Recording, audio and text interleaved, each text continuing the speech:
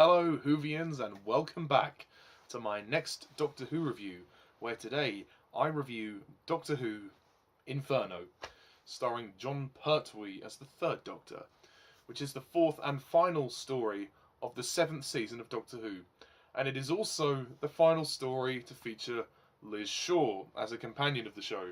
This is Caroline John's final appearance in the show. So yeah, this is a big story. And it is also the final seven-parter ever made. The final seven-part story for Doctor Who ever made. So, yeah, it's a big story. Okay, so, Inferno. We scroll down the list, and the synopsis. UNIT is providing security cover at an experimental drilling project designed to penetrate the Earth's crust and release a previously untapped source of energy. Soon, however, the drill head starts to leak an oily green liquid that transforms those who touch it into vicious primeval creatures with a craving for heat. The Doctor is accidentally transported by the partially repaired TARDIS control console into a parallel universe where the drilling project is at a more advanced stage. Thwarted by his friend's ruthless alter egos, he works to save both universes. Yes, that is the plot of Inferno. So, Inferno. This story is regarded as a Doctor Who classic. And by classic, I mean classic. Everybody loves this story. Everybody completely raves about it, saying it's one of the best stories of all time, and it's one of the best Jon Pertwee stories. And you know what? They aren't wrong. This is a brilliant Doctor Who story. Inferno. That is what I'm talking about. I mean, I enjoyed the previous story. I enjoyed it. But this is way better. Oh yes, this is way better. This is a story that actually justifies being 7 parts long.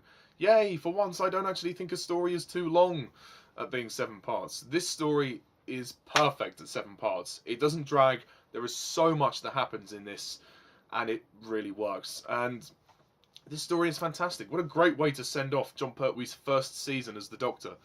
It's great. It's really great. I really like the story, and the story provides so much tension as well, and once the creatures start outbreaking and multiplying, things start to get a lot more intense. Especially as the Doctor is transported to the parallel universe, where Brigadier and Liz are are well, not evil, but they're sort of they don't recognise him and everything, you know, etc.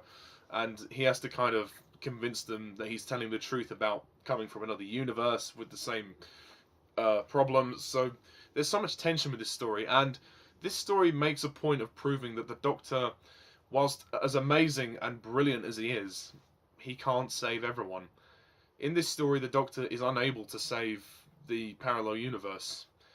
He's able to get himself out of there, but he can't save everyone, which is a real hard-hitting moment there. I mean, the end of episode 6 is an intense cliffhanger.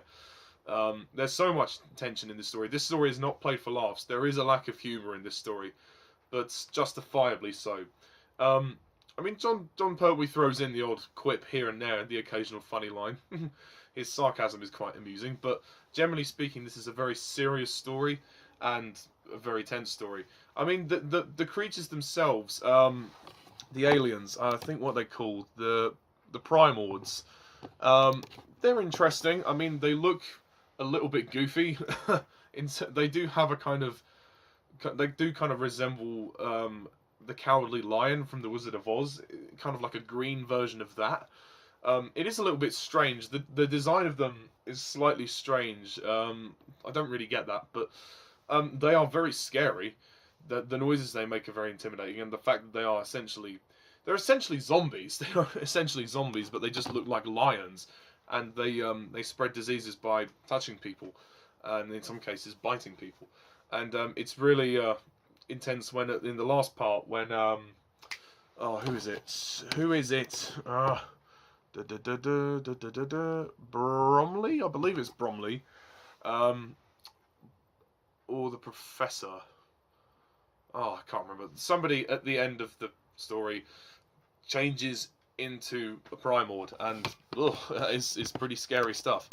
Pretty scary stuff. I think in this story the performances are very good. Jon Pertwee gives his best performance so far.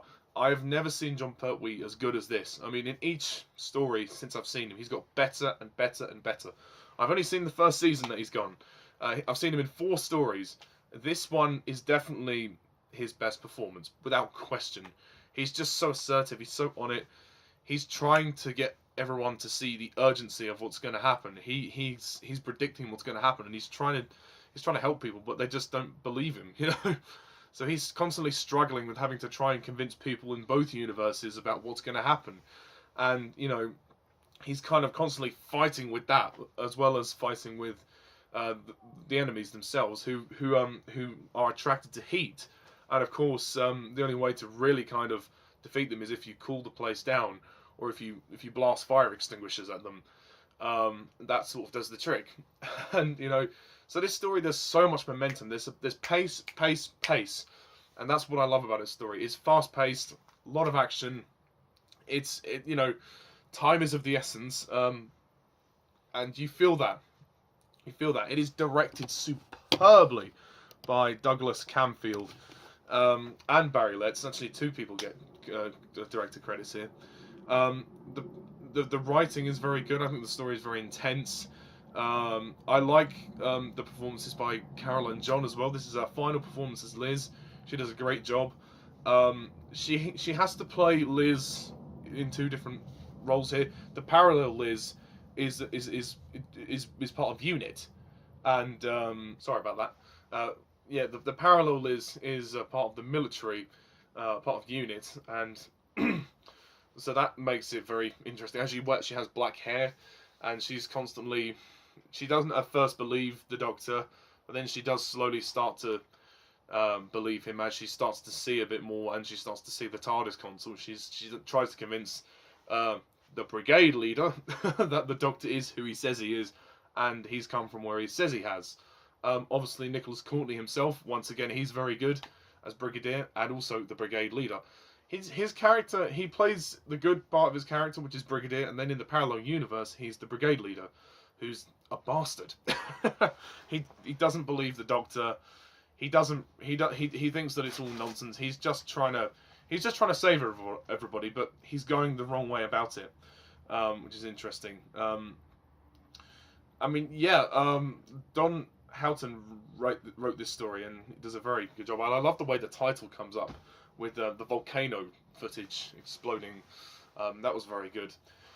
I mean, obviously, Liz Shaw's exit is not really debated here. I mean, this is Liz's final story, well, final regular story. From what I understand, she may return in the future. Yeah, she only ever did 1 season. I think she had planned to come back for another season.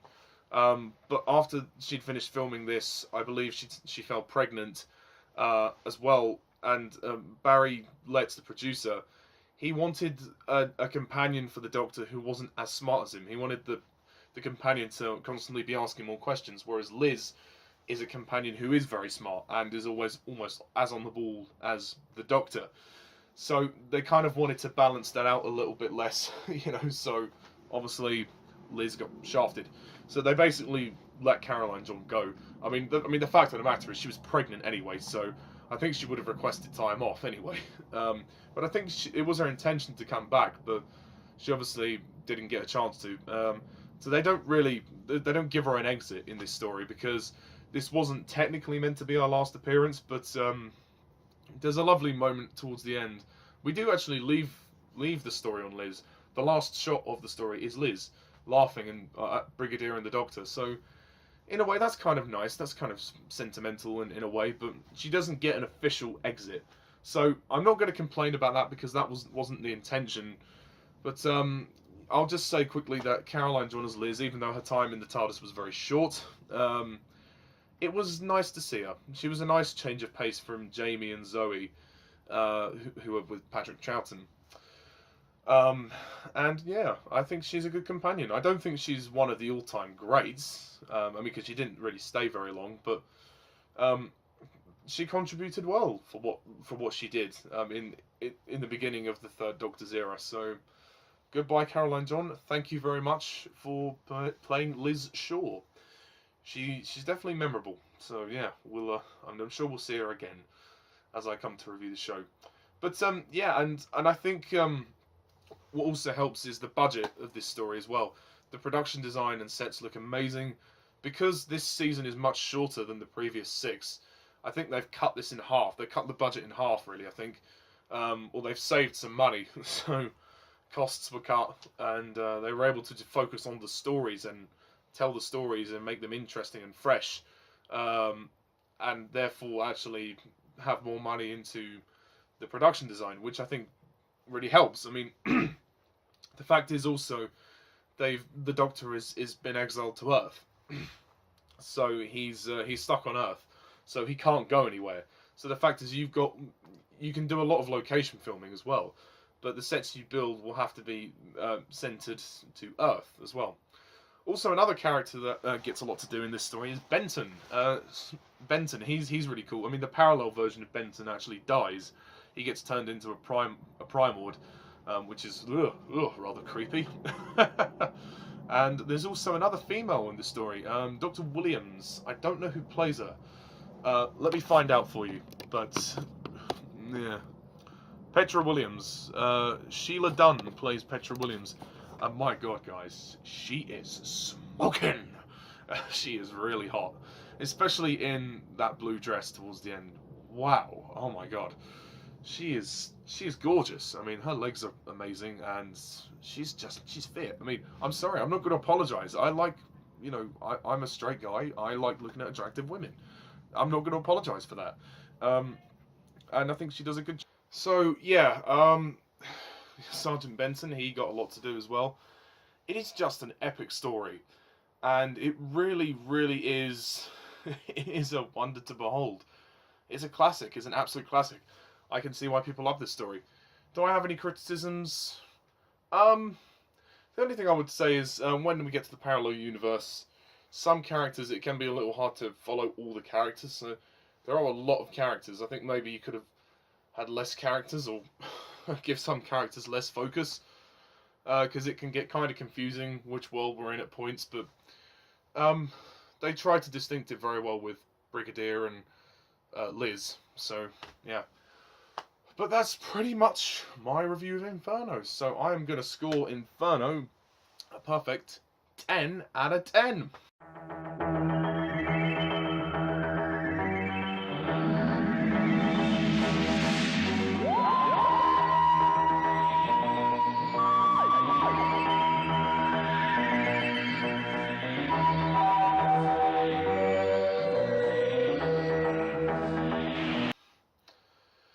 Yes, it's a classic. And goodbye, Liz. Thank you for everything.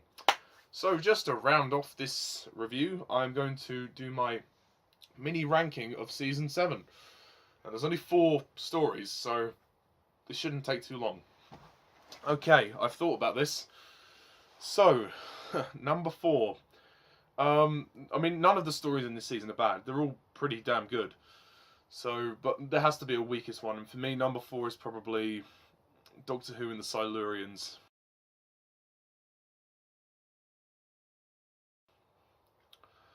Number 3, The Ambassadors of Death.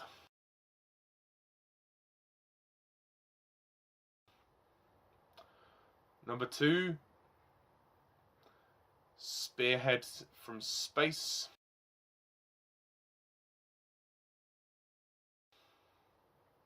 And number 1 is Inferno.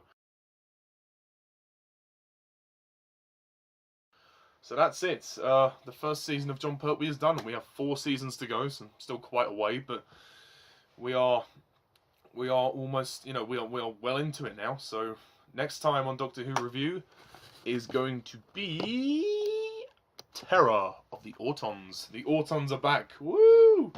So that's going to be fun. And goodbye, Caroline, John, and Liz. Once again, thank you very much, love. Been a pleasure. So, and of course, it's lovely for the Doctor to use Bessie once again. You gotta love Bessie. Okay, so, stay tuned for my review of Terror of the Autons. Thank you guys all for watching. And as always, I'm TARDIS11. See ya.